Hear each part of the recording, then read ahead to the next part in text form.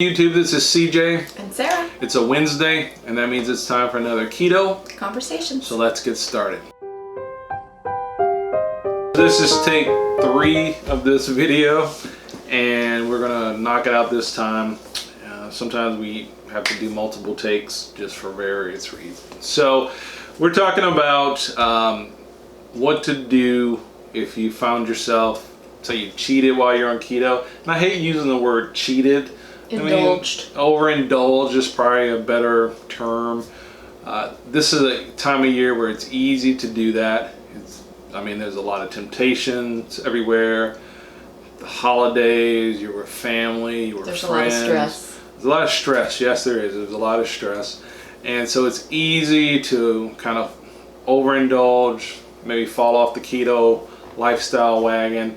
And we want to talk about, if you find yourself in that situation, what you can do to get back on track and get back into ketosis. All right, so one of the first strategies you can use is intermittent fasting. Right, and why does intermittent fasting work? Intermittent fasting works because you don't eat. Right. You're not eating. So usually what happens when you have overindulged is then you have refilled your glycogen. Yes. And that is why you feel so crummy and why your body will stop burning ketones, fat. right? Yeah.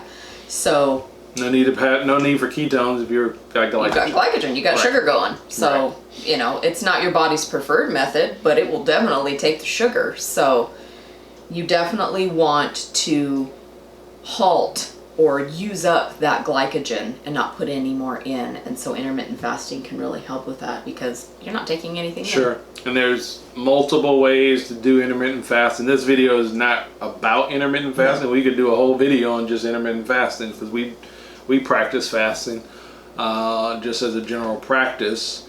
But there's what, 18.6 as a there's so 16.8. You fast for 18 hours, eat within a 6-hour window. There's 24 hours for 24-hour fast, 1 meal a day. So there's lots of different ways to fast, and you can use intermittent fasting as a way to kind of get back on track. Because like Sarah said, you're trying to get rid of the glycogen that you built up in your system. Right. One of the easiest ways to do it is just to restrict your eating. And then when your glycogen store is empty, then your body will go back to feeding on ketones. Right. Because it will have run out. Right, because hopefully when you've done that, you've started back. And you're not continuing to fill it up with glycogen. You're done with that. Right, you're starting to eat what you're supposed to eat. Exactly. And I've even used intermittent fasting myself, even though I practice it as a lifestyle. The occasions where I have overindulged in ketogenic foods, more snacks or treats or goodies, I will maybe fast a little bit longer or some other way of making myself feel a little better, a little faster. So it really does work. Next tip you can use is to drink tons of water. So one of the things that will do is keep you full. Right. So that can kind of go along with the intermittent fasting. So drinking tons of water can keep you full while you're fasting, but it can also help flush out your system. The toxins and the sugars and everything else that you have overindulged in, alcohol, whatever the case may be. And it can also help with further cravings because a lot of times when you have overindulged, your body is then going to start to crave sugar and carbohydrates like it did when you first started the ketogenic lifestyle. So flushing out with water and perhaps even taking some electrolytes with that water will help offset that, because you can perhaps go into some keto flu symptoms that you may have had when you first started the ketogenic lifestyle. So depending on the person. And because everybody's different. The severity of the symptoms you feel might be different from, I might be different from Sarah, vice versa. Everybody's different. And some people can overindulge or eat carbs and sugar and not feel those feelings, and then some people will get really sick, dizzy, headache, cranky, hangry, all of these things. And some people may not, but still these are just good tips, general overall tips to help you start to feel better. So drink more water, but when you do that, also include electrolytes just to make sure it's balanced and you're getting the what you need so you can again get back into ketosis, get back on the wagon. The next thing would be, when you are hungry, when you do eat, aim for fat. So aim toward foods that are higher in fat. Increase your fat intake lower your carb intake. And again, it can kind of build on all the other things, the intermittent fasting. So you already lowered the window because now you're only eating in a small window. Right.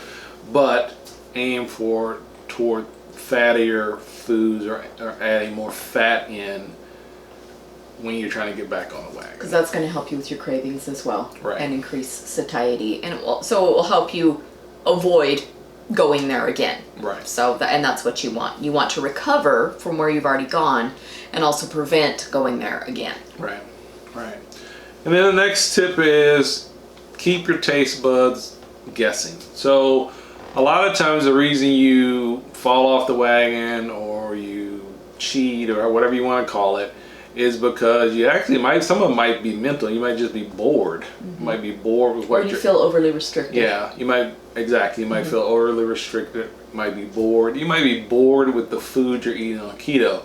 We've talked about this before, where if you keep your keto simple, you're probably going to have some pretty standard things that you eat pretty much all the time. You probably were doing that even on the standard American diet. Like Taco Tuesday. Yeah, you were probably doing that all your life. On Friday. But now all of a sudden, because we're doing keto and you got this different lifestyle, it's probably more magnified.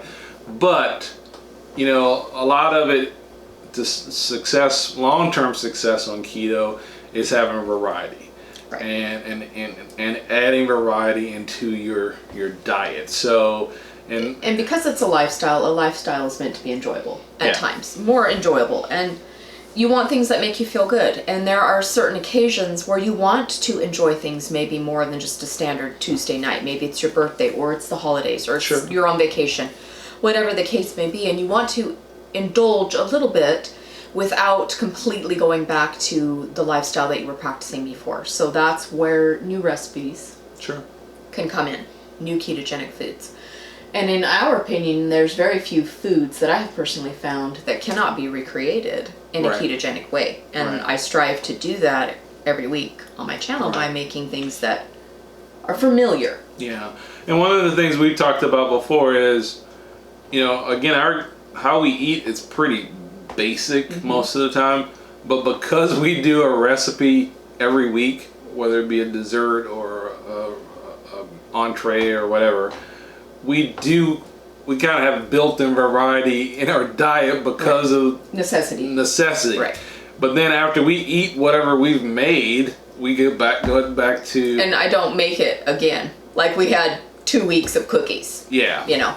But we're all out of cookies. So there's no cookies in the house. We're not eating cookies again until next year. Until the next time I need to make cookies. Or maybe just before Christmas if I can convince her to make a few more of the So we don't eat them all the time. We'll eat them for a specific amount of time because of the recipes. But at the same time, I think sometimes having things like that around prevents us from wanting cookies elsewhere. Yes. So yes, it has its benefits. Yes. So you do want to keep your lifestyle satisfied in that way. And if that means that creating a keto treat or a keto goodie, or buying a keto treat or keto goodie, if that helps you, then definitely consider doing that. And that's probably one of the reasons, like with the keto crate. Again, we don't, we get the keto crate, we eat a few we do the taste test, we might buy a product here or there. But again, it's really about getting us from point A to point B every day, and whatever, kind of like what Sarah said, what it takes for you to continue to do the keto lifestyle and make it enjoyable, make it something. So I'll give you an example today. I just had a Christmas, it wasn't a party, but it was kind of a working thing at work. There was barbecue, there was all kinds of carbs. But for me, it wasn't a big deal because I'm not just craving cookies. Why? Because we just... You had cookies. You had lots of cookies. I'm not craving a lot of that stuff, again, because back to the point, my taste buds are satisfied with keto food. And if you want a cookie, you can have a keto cookie. I could even buy a keto cookie from the folks over at Nui. I know. If that's what I wanted to do. But I don't have to do that. Go to Walmart and get a Quest bar or an Atkins bar. It's not a niche that can't be filled. Right. Exactly. And that's what I think is meant by keeping your taste buds guessing, is that knowing that you have other options, and if that means creating something yourself so that you aren't as enticed to go out and eat the way you did before. Right, exactly. Another strategy you can use to kind of get back on track is to exercise. Now this is kind of we've talked about exercise before, and a lot of us are at different stages in our lives. But when we say exercise, we're not talking about going out for a marathon after you've eaten a big Thanksgiving dinner or anything like that. No, we're not. But get moving, get your body moving, because again, you're trying to burn off the glycogen that you store. And it is true that exercising will help your body go through your glycogen stores faster. And so if that means it could be as simple as you're out in your garden working in your yard. Take a walk around the block with your dog or your kids or something. So we're not talking about a marathon. We're not talking about couch to 5K. We're talking about just moving, because again, you're trying to burn that glycogen out of your system. Right. And again, the hope is that you've gone back and you're starting to eat the right way again. Right. And once you get it out of your system, you're back on track. Right. Yeah. Another thing you can do is reset your body with quality sleep. Right. And that's something that's kind of interesting in our house. Sarah's big on sleep. I'm not big on sleep. And I'm constantly harassing him about it. Constantly. She does. She constantly harasses me about it. It's meant with love, though. Some of it has to do with just not sleeping well. But then some of it has to do with just the things that we have to get done to get done. So. But the reason that sleep is good is because your hunger and your appetite both increase when you are tired. Yes. And especially the following day from overindulging, you can be especially tired because your body is dealing with the stress, because you have stressed it now by reintroducing compounds that it thought it was done with. So trying to get more sleep and recoup from what's happening. And I notice on the days, and so I'm just going to relate this just to our life. I notice we'll work on a video on Tuesday night. So sometimes I'm up till 11. If I get to bed by 11:30, that's good. Right. I've been up till 1:30 in the morning before. Right, and a lot of it depends on your ability to upload to YouTube. Right. But I do notice that the next day I have to really be careful about what I'm eating, because I feel more stress. I don't know if I'm necessarily hungry. Well, and I just feel like I'm more stressed, and I feel like because I'm tired, you're looking for energy. I'm looking for food. Right. Yeah. That's what I'm talking about. I noticed here it said cells become 30% less effective or efficient at using insulin when you have less sleep. So it can have an insulin component. Sure. Yeah, but your body naturally will search for that energy that it feels like it can get from food. I know that firsthand. Your body wants sugar first because they know your body knows it's a quick hit. So you will have increased sugar. So then what I find myself doing, because I'm not going to go grab a candy bar, but I might grab more almonds than I should be eating, or more something else. Because you're looking forward to feel that tiredness. Right. Yeah. So sleep is important, and it's important especially when you're trying to do a kind of a keto reset and get back on track. Yeah. Okay. So now this article, I'm not sure we've done this video before, so I'm not sure we said where this article came from. This article came from the folks over at perfectketo.com. Dr. Gustin, and he has a podcast, and of course they produce Perfect Keto. And one of the things they produce is exogenous ketones. Right. And so that's one of the things they put on their list. So if you don't know what exogenous ketones are, they're a supplement made with the BHB. That's the beta hydroxybutyrate that ketones are made from. And it's usually in a powdered form, and you take it and you add it to things. And so exogenous means outside of the body. So it's not your body's endogenous is what you're creating. Your body's not producing it; you're taking it in from outside. And so sometimes people with epilepsy will take exogenous ketones, or the elderly, people who have a hard time changing their diet to the ketogenic way of life will sometimes take these things to assist them in reaching ketosis. But sometimes a product like this could help in a certain situation. Yeah, sometimes, and we're not talking about it because we're not promoting their product. Right. But this is one of their articles, and it does bring up a good point. I actually used their product before. Yes. And, I don't know. I know I did feel more energy when I would use it. But in a certain situation, it might be helpful. It might be helpful. You might give it a try. They can be costly. Yes, they can be cost prohibitive. Yeah. But that is something that's available to you. There's multiple companies that make exogenous If you ketones. feel like you need some assistance in starting to produce ketones on your own again, it might be helpful. Yeah. So, we haven't had any in quite some time. It's probably been over a year since I've had any. Yeah. And so, but those are some things you can do if you found yourself off of the keto wagon, needing to get back into ketosis. You can get back into ketosis. Just because whatever happened, but you can your body will go back in and do what it needs to do. Right. If you provide it with the right fuel, it will switch back over to ketones and you can get back into ketosis. So those are just some tips. We hope that they help. Just in case this has happened to you. If it hasn't, high five. And great job. Yep, but if it has, hopefully these can help you a little bit. Yep, no shame. Just get back on the wagon and don't give up. Keep on moving. And don't wait until, January 1st either. Yeah, don't do the... Don't say, okay, well, I screwed up for Thanksgiving. Right. I'm just going to have 6 weeks. I might as well just keep on rolling. Yeah, because you can do a lot of damage. Oh, definitely. And the longer you wait to get back on ketosis, the harder it becomes. Yeah. So. Think about all the work. Think about all the success you've had. And probably how yucky you must feel, because most people do not feel good going back to the standard American diet. Right. So. Exactly. Yeah. So hopefully this has helped somebody. We know that there's a lot of people and we're all in different phases of our keto journey. If you're new to our channel, we do these keto conversations every Wednesday. We do new recipes every Sunday.